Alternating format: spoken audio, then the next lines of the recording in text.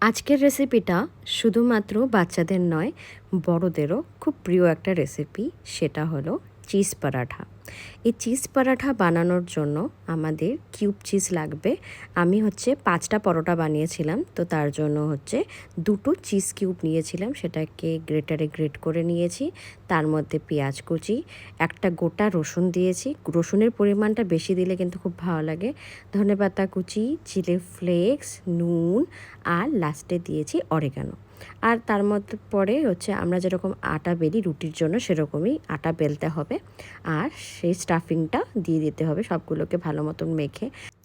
পুরটা দিয়ে ভালো করে মুখটা বন্ধ করে হালকা হাতে বেলতে হবে। বেশি বেললে কিন্তু সেই যে বাইরে চিজগুলো বেরিয়ে আসবে। আর উপর দিয়ে একটু ধনেপাতা আর চিলি ফ্লেক্স দিলে কিন্তু স্বাদটা আরও বেশি বেড়ে যায়।